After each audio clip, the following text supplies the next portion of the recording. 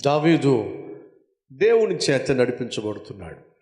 సౌలు అపవిత్ర ఆత్మ చేత నడిపించబడుతున్నాడు. దావీదేమో దేవుని ఆత్మ చేత నడిపించబడుతున్నాడు. మళ్ళా చెప్తున్నా, చెదరగొట్టుకునేటటువంటి తత్వం సైతాను సంబంధులదు. చెదరగొట్టుకోవద్దు. నీ ఆత్మీయతను చెదరగొట్టుకోవద్దు. నీ కుటుంబ వ్యవస్థను చెదరగొట్టుకోవద్దు. కలిగి ఉన్న ఉద్యోగాన్ని చెదరగొట్టుకోవద్దు. కలిగి ఉన్న ఆత్మీయులను చెదరగొట్టుకోవద్దు. దేవునికి ఇచ్చిన ఆశీర్వాదాలను చెదరగొట్టుకోవద్దు. రాజుగా అభిషేకించాడండి సౌలును. 3,30,000 మంది ఆనాడు దేవుని ఆత్మ సౌలు మీద నిలిచినప్పుడు దేవుడు అనుగ్రహించాడు. ఎంతమందిని చూద్దాం రండి. 1 సమూయేలు గ్రంథము 11వ అధ్యాయం 6, 7, 8 వచనాలు. సౌలు ఆ వర్తమానం వినగానే దేవుని ఆత్మ అతని మీదికి బలముగా వచ్చెను. అతడు అత్యాగ్రహుడై ఒక కాడి ఎడ్లను తీసి తునకలుగా చేసి ఇశ్రాయేలీయుల దేశములోని నలుదిక్కులకు దూతల చేత వాటిని పంపి, సౌలుతోనూ సమూయేలుతోనూ చేరకుండు వాడెవడో వాని ఎడ్లను నేను ఈ ప్రకారము చేయుదని వర్తమానము చేసినందువలన యెహోవా భయము జనుల మీదికి వచ్చెను గనుక ఒక్కడైనను నిలవకుండా వారందరూ కూడా సౌలు పక్షమున ఉండుటకు వచ్చిరి. వచ్చిన వారిలో ఇశ్రాయేలీయులు 3,00,000 మంది, యూదావారు 30,000 మంది. కొంచెం ఈ నెంబర్ని జ్ఞాపకం పెట్టుకోండి. ఇశ్రాయేలు ఎంతమంది? 3,00,000 మంది. యూదా వాళ్ళు 30,000 మంది. దేవుని ఆత్మ సౌలు మీద ఉన్నప్పుడు దేశమంతా కలిసి వచ్చిందండి. కానీ ఆ తర్వాత సౌలు ఇష్టానుసారంగా జీవించడం మొదలుపెట్టాడు. సొంత పెత్తనాలు ప్రారంభించాడు. ఫలితము 13వ అధ్యాయం 1వ వచనము. సౌలు 30 ఏండ్ల వాడై పరిపాలన ప్రారంభించాడు. 2 సంవత్సరాలు పరిపాలన చేసిన తరువాత ఇశ్రాయేలీయులలో 3,000 మంది ఏర్పరచుకొనెను. ఎంతమంది అట? 3,000 మంది. అంతకుముందు లెక్క ఎంత? 3,30,000 మంది. ఇప్పుడు 3,000 మందికి చేరారు. 15వ వచనం చూడండి. సమూయేలు లేచి గిల్గాలును విడిచి బెన్యామీనులను గిబియాకు వచ్చెను. సౌలు తన యొద్దనున్న జనులను లెక్క పెట్టగా వారు లెక్కకు దాదాపు 600 మంది. ఏం చేసుకుంటున్నాడు సౌలు చెప్పండి? చెదరగొట్టుకుంటున్నాడు. తనకున్న బలం, తనకున్న జనం చెదరగొట్టుకుంటున్నాడు. సహోదరి సహోదరులు,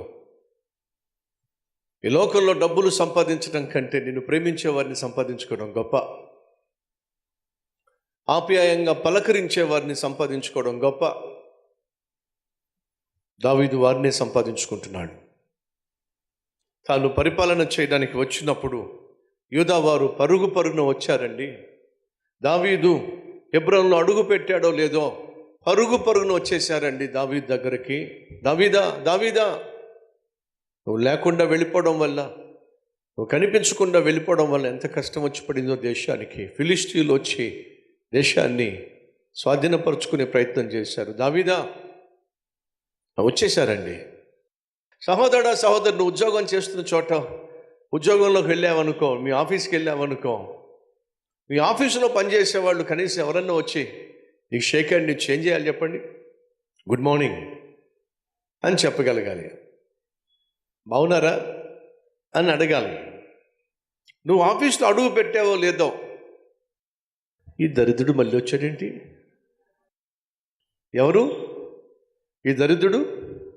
మళ్ళీ వచ్చాడేంటి? 2-3 days లీవ్ పెట్టాడు, పోయాడేమో అనుకున్నావు. పోలేదు. ఈ దరిద్రుడు మళ్ళీ దాపరించాడు. అంటే ఎందుకని వాళ్ళు ఆ విధంగా అంటున్నారంటే, ఈ మనిషి పని చేయడు, ఎవరిని పని చేయనివ్వడు. ఒకవేళ మిమ్మల్ని పెళ్ళికో, లేకపోతే పండగకో, లేకపోతే ఫంక్షన్కో ఒకవేళ మిమ్మల్ని పిలిచారనుకోండి, మీరు ఆ పండగకో పెళ్ళికో వెళ్ళారనుకోండి, మిమ్మల్ని చూసి చాలా సంతోషించాలి. మీ బంధువులు సంతోషించాలి, మీ వాళ్ళు సంతోషించాలి. నువ్వు రావడం మాకు చాలా సంతోషం అని చెప్పి వాళ్ళు సంబరపడిపోవాలి. అంతేగాని నిన్ను చూసిన వెంటనే ఇదెందుకు దాపరించింది ఇక్కడ? ఇది నోరు తెరిచిందయ్యా అంటే ఇష్టం వచ్చినట్టుగా మాట్లాడుద్ది, పెద్ద చిన్న లేకుండా మాట్లాడుద్ది. ఎవరైనా నలుగురు కలిసి సంతోషంగా ఏదైనా విషయం మాట్లాడుకుంటూ ఉంటే మధ్యలో వచ్చి ఏదో గబ్బు చేసిపోద్ది. ఇదెందుకు దాపరించింది? పోయిన పెళ్లిలో గొడవ చేసిపోయింది, ఆ ఇద్దరు కుటుంబాల మధ్య గొడవ పెట్టేసిపోయింది, మంట పెట్టేసిపోయింది. ఇక్కడ ఎందుకు దాపరించిందో, ఏ కుటుంబాన్ని కూల్చేస్తూ మహాచల్లి. ఇదా నీ వ్యవహారం? కాదండి. దేవుడు ఈ లోకంలో మనల్ని ఏమని పిలిచాడో తెలుసా? మీరు లోకానికి వెలుగై ఉన్నారు అన్నాడు. మరొక చోట మీరు లోకానికి ఉప్పై ఉన్నారు అని చెప్పి కూడా అన్నాడు. మనం ఎవరట? లోకానికి ఉప్పు. అది చికెన్ కర్రీ కావచ్చు, మటన్ కర్రీ కావచ్చు, ఫిష్ కర్రీ కావచ్చు, ఏ కర్రీ చేసినా ఆ కర్రీలో మీకు ఉప్పు కనిపిస్తుందా? కనిపించదు.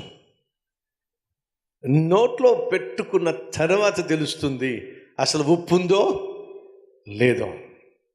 అది కనిపించదు, కానీ అది లేకపోతే మాత్రం రుచించటమే సాధ్యం కాదు. ఉప్పు లేని కూర ఒప్పదు రుచులకు అన్నారు మన పెద్దలు. నువ్వు ఎలా ఉండాలో తెలుసా?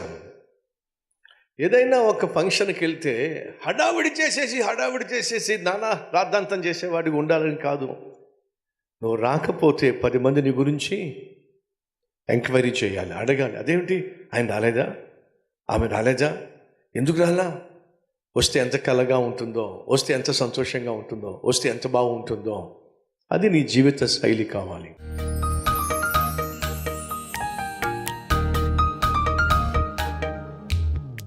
పరిశుద్ధుడైన తండ్రి, సూటిగా స్పష్టంగా మాతో మాట్లాడి ఈ శ్రేష్టమైన సందేశం ద్వారా మమ్మల్ని దర్శించి ఆదరించినందుకు వందనాలు. ఆత్మీయ జీవితంలో కష్టాలు ఏ విధంగా ప్రారంభమవుతాయో అవి అలాగే ముగింపు కూడా చేరుకుంటాయి. ఈరోజు మాలో ఎంతమంది అయితే శ్రమల గుండా, కష్టాల గుండా, ఇరుకు ఇబ్బందుల గుండా, వ్యాధి బాధల గుండా, ఆర్థిక సమస్యల గుండా వెళుతూ అల్లాడిపోతున్నారో వారికి ఈరోజు ఒక శుభవార్త సెలవిచ్చాం. ప్రారంభమైన కష్టాలు ఖచ్చితంగా ముగింపుకు రావాల్సిందే నాయనా. ఆ ముగింపు త్వరలో నీ బిడ్డలకు అనుగ్రహించండి, మాకు దయచేయండి. అలాగే దావీదు కన్నీరు తుడిచావు, కష్టాలు తీర్చావు, కడుపు కాలుతున్న రోజులను ఫుల్ స్టాప్ పెట్టావు. అలాగే నాయన ఈరోజు ఎవరెవరైతే నీ యందు విశ్వాసం కలిగి ముందుకు సాగుతున్నారో వారి జీవితాల్లో కలుగు చేసుకొని మంచి రోజులు దయచేయండి. దావీదు వలె నాయన మంచి మనస్సు కలిగి కోపమో, ఆవేశమో, ఆగ్రహమో, అసూయో, పగబట్టే తత్వమో, ద్వేషమో, కొట్లాటలో వీటికి చావివ్వక ప్రేమ, సమాధానము, ఆత్మీయత, అనురాగము పంచిపెట్టే మనస్తత్వం మాకు దయచేయండి. ఈరోజు ఏ కోణంలో ఎవరెవరితో మాట్లాడావో ఆ మాటలు మేము విన్నాం నాయన. ఈ వాక్యానుసారంగా జీవించే కృపనివ్వండి. యేసయ్య పేరట వేడుకుంటున్నాం తండ్రి, ఆమేన్.